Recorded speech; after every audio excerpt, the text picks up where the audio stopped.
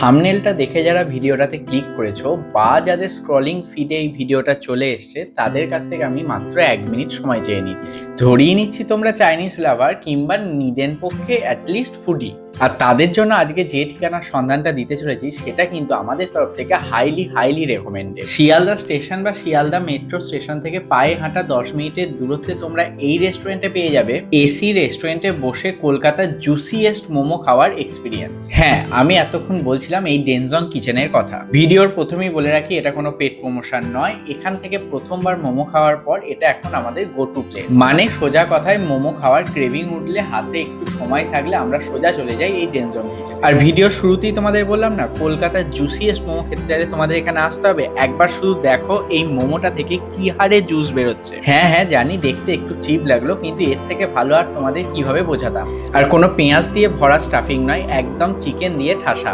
আচ্ছা তোমরাই বলো, আমার মতো মোমো লাভাররা এর থেকে বেশি কোনোদিন কিছু চেয়েছে? আচ্ছা যেসব মোমো লাভাররা আমার এই ভিডিওটা এখনো অবধি দেখছো তারা আমাকে জানাও তো তোমাদের মোমো খাওয়ার জন্য গো টু প্লেস কোনটা। আর হ্যাঁ, যারা এখনো ডেনজং কিচেনের মোমো খেয়ে দেখোনি তারা একবার হলেও ডেনজং কিচেনে ঘুরে এসো।